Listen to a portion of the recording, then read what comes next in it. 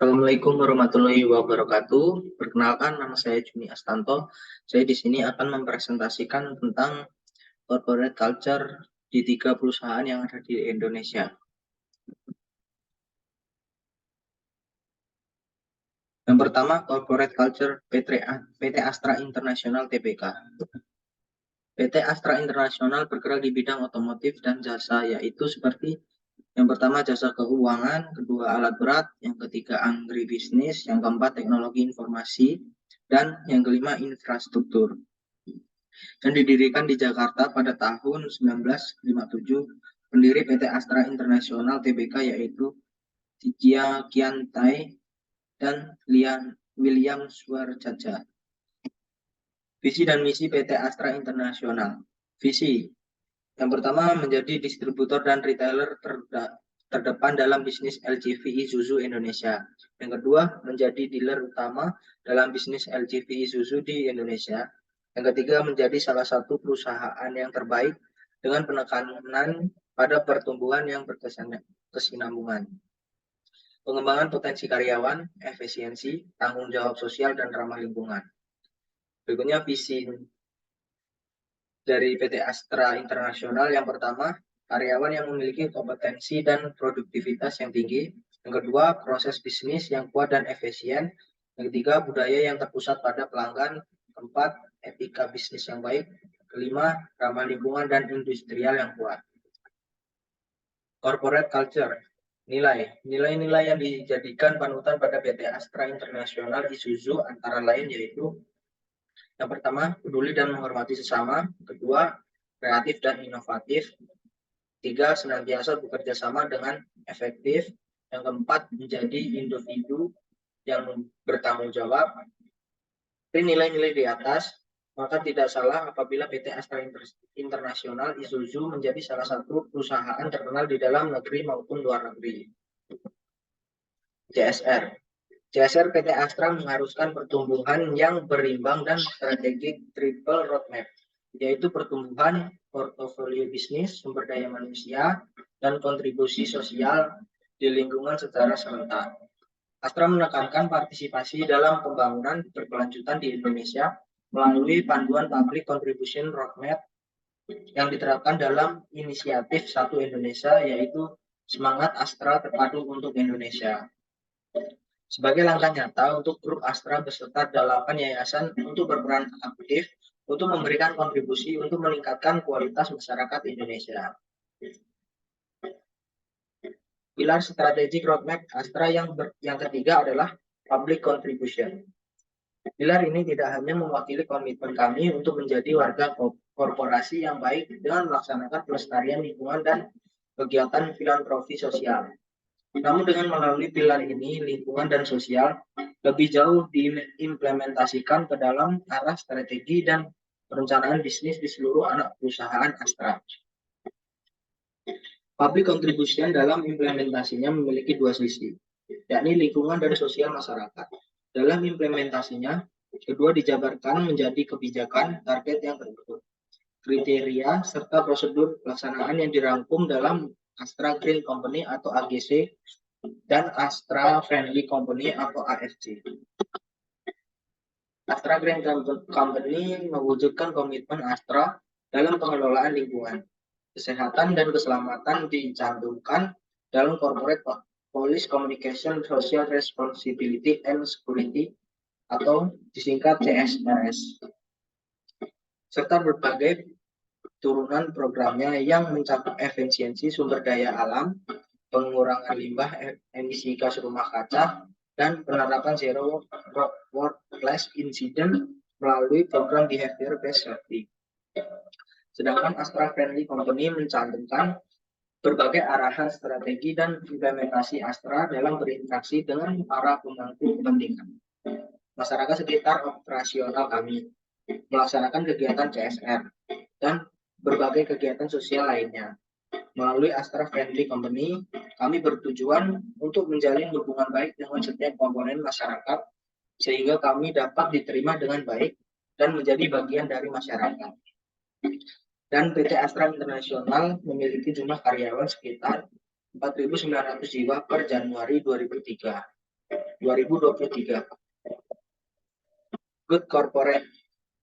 Produk yang dihasilkan PT Astra International meliputi sebagai berikut. Yang pertama, Isuzu MU-X.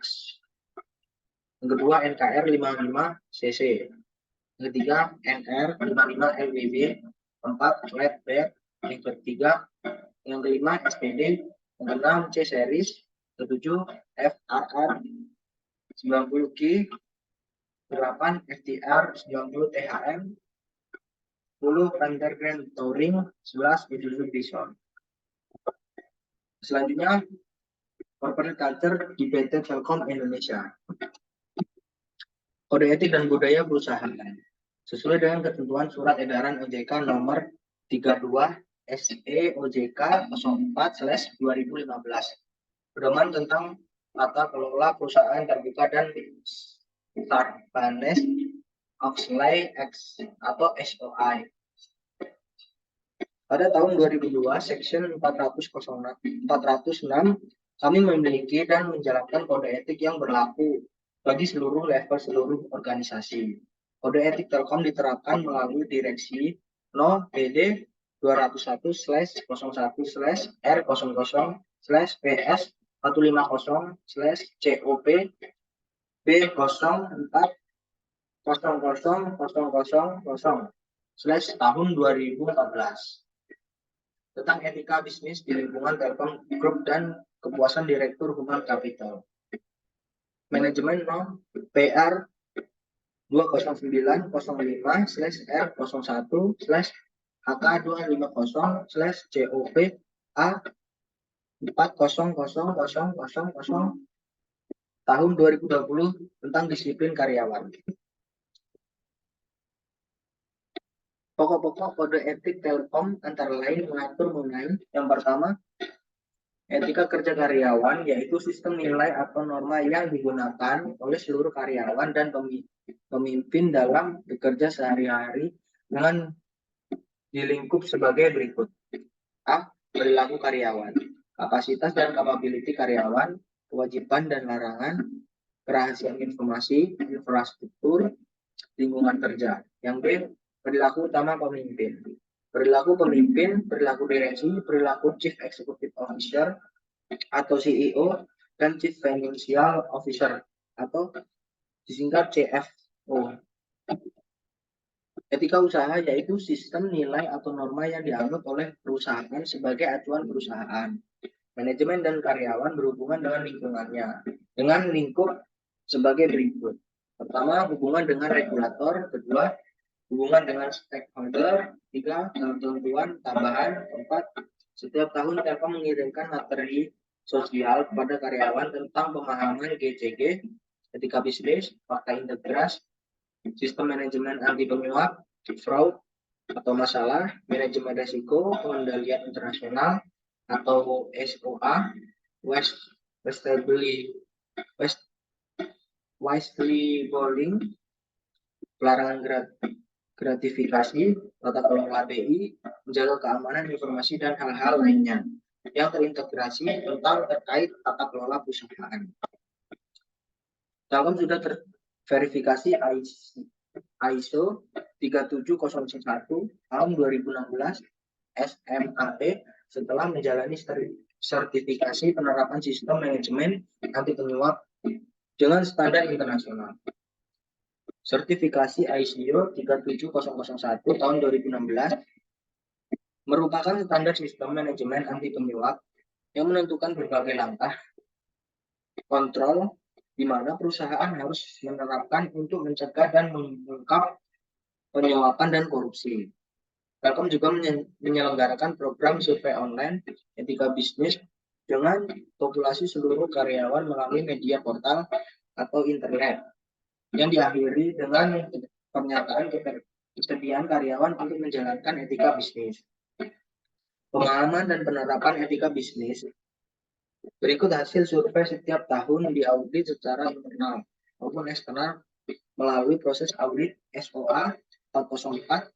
Audit tersebut dijalankan dalam rangka penerapan kontrol environment sesuai skema kerja pengendalian internal. COSO pada audit pengendalian internal tingkat entitas. Budaya perusahaan.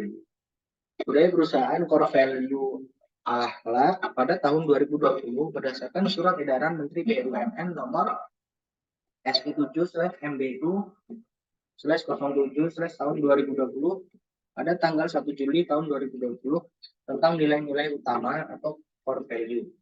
Sumber daya manusia, badan usaha milik negara, setiap badan usaha milik negara atau BUMN wajib menerapkan nilai-nilai utama yang disebut akhlak. Akhlak didefinisikan sebagai nilai amanah, kompeten, harmonis, loyal, adaptif, dan kolaboratif yang mendasari perilaku insan BUMN. Maka dalam rangka menjawab arahan tersebut dan sejalan dengan corporate strategy working under digital age, Telkom Group, salah satu BUMN tentunya berkomitmen menerapkan core value akhlak. Salah satu bentuk komitmen Telkom Group dalam menerapkan core value akhlak adalah dengan dilakukan ikrar dan komitmen oleh seluruh direksi Telkom Group untuk menjalankan akhlak dan akan menjadi role model bagi penerapannya pada saat rapat pimpinan Telkom Group pada tanggal 23 Juli tahun 2020. Pada tahun 2020 lalu, ikrar dan komitmen ini diikuti oleh seluruh karyawan Telkom Group. Selanjutnya, perusahaan mengeluarkan peraturan Direktur Human Capital terkait dengan penerapan core value akhlak di Telkom Group. Evaluasi budaya perusahaan. Telkom melakukan evaluasi budaya perusahaan dengan menggunakan pengukur akhlak culture health index atau ACHI untuk mengetahui tingkat efektivitas implementasi budaya perusahaan. Nilai diukur secara keseluruhan maupun secara spesifik yang mengarah pada internalisasi core value akhlak. Pengukuran ACHI yang dilakukan pada tahun 2020 merupakan pengukuran nilai baseline dalam implementasi core value akhlak. Adapun hasil dari pengukuran ACHI sebagai baseline di tahun 2020 berada dalam kategori cukup sehat. Nah, selanjutnya PT Indofood TB sukses makmur. Budaya organisasi dalam pola asumsi yang terdapat dalam organisasi. Nilai-nilai yang diterima dan dipahami secara bersama oleh anggota organisasi dan sebagai dasar dalam aturan perilaku. Robin tahun 2007 memberikan tujuan karakteristik budaya organisasi, yaitu yang pertama, inovasi pengambilan risiko. Dilihat dari struktur tugas yang ada di perusahaan, perusahaan memberikan pembagian kerja yang masing-masingnya memiliki aturan yang jelas mengenai siap bertanggung jawab atas apa, seperti manajer umum yang membawahi manajer pabrik yang membawahi supervisor produksi. Dari struktur ini, risiko tidak berjalan pekerjaan akan sangat kecil. Namun bagi karyawan, dengan struktur ini, setiap keputusan dan tindakan memiliki risiko yang besar untuk menjaga kinerja berjalan lancar, karena perusahaan telah menetapkan alur tanggung jawab yang jelas. Keberanian dari perusahaan untuk menerapkan nilai-nilai yang menekankan karyawan untuk terus memiliki inovasi yang berkelanjutan. Perusahaan telah membagi fungsi di mana terdapat bagian yang dituntut untuk terus berinovasi, seperti manajer pemasaran yang telah berinovasi untuk merancang promosinya yang kreatif. Selain itu, dalam hal sumber daya manusia atau SDM, perusahaan seorang manajer personalia yang dibantu oleh supervisor hubungan industri memiliki fungsi-fungsi untuk merencanakan hal-hal yang berhubungan untuk menjaga keharmonisian kegiatan industrial di lingkungan perusahaan. Dalam hal ini, manajer personalia dituntut untuk dapat menganalisa dan berinovasi agar organisasi mengalami perkembangan berkala yang berarti. Meskipun demikian, setiap proses produksi memiliki standarisasi produksi, pengawasan, dan pengendalian agar hasil produksinya bermutu dan maksimal. Perhatian yang detail. PT Indofood memiliki sistem kerja dan tanggung jawab yang diatur sedemikian rupa, seperti adanya job description yang berbeda-beda setiap divisi. dan dengan jelas serta rinci, memberikan arahan maupun pedoman pada setiap karyawan dalam melakukan tugasnya. Selain itu, PT Indofood yang merupakan perusahaan besar yang memiliki struktur yang kompleks. Hal ini tentu setiap detail dari pekerjaan bisa dilakukan dengan baik dan dengan begitu pekerjaan tidak mengalami kebingungan.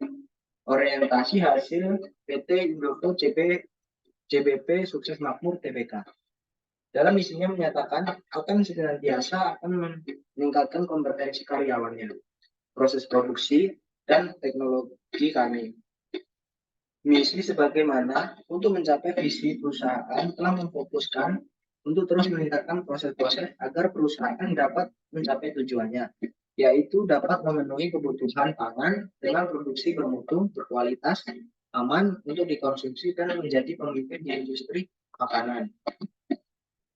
Orientasi kepada manusia, culture konsisten. Yang salah satunya adalah yaitu kekuatan pada staf. Sumber daya manusia atau SDM yang ada di dalamnya merupakan aset perusahaan. Maka peningkatan potensi karyawan menciptakan staf yang handal merupakan orientasi perusahaan. Dengan total tenaga kerja sekitar 62.000. Perusahaan percaya bahwa karyawan adalah salah satu kelompok paling penting dari stakeholder dan unsur penting dalam keberhasilan terus. Perusahaan membina hubungan baik di semua tingkat staf dan manajemen untuk saling menguntungkan. Program pelatihan juga akan bertujuan untuk meningkatkan produktivitas dan efisiensi dalam rangka untuk membantu semua divisi dalam mempertahankan pangsa pasar dan keuntungan di pasar yang semakin kompetitif. Orientasi kepada tim. Culture perusahaan yang dikenal dengan nama konsisten atau consumer inovatif, staff excellent, and teamwork. Pada culture ini perusahaan agar culture menjadi kekuatan keberhasilan perusahaan, kekuatan kerjasama tim merupakan orientasi perusahaan yang dapat menjadikan perusahaan selalu menjadi pemenang. Agresif, karyawan yang handal merupakan kekuatan perusahaan. Maka dalam melakukan pekerjaan seseorang karyawan dituntut untuk kompeten. Hal ini menunjukkan bahwa lingkungan kerja memungkinkan karyawan untuk kompetitif. Presentasi kerja karyawan yang baik dapat membentuk iklim organisasi yang kondusif dan mampu meningkatkan produktivitas karyawan dalam mencapai tujuan pembangunan. Stabilitas pada PT Indofood dalam perkembangan sampai sekarang memproduksi makanan dan minuman, memiliki orientasi dan terus berkembang dan berinovasi. PT Indofood CBP Sukses Makmur Tbk dalam usahanya tetap untuk menjaga stabilitas yang terdapat pada perusahaan. Perubahan yang ada hanya terdapat pada inovasi rasa, diversifikasi bentuk produk, desain yang berubah dalam jangka waktu panjang. Namun, produk tetap berfokus pada makanan dan minuman. Perubahan lainnya yaitu dalam hal promosi, sebagaimana di era digital perusahaan akan berupaya upgrading sistem promosi yang diterima oleh masyarakat luas. Terima kasih. Apabila ada kesalahan kata, saya mohon maaf. Saya akhiri. Wassalamualaikum warahmatullahi wabarakatuh.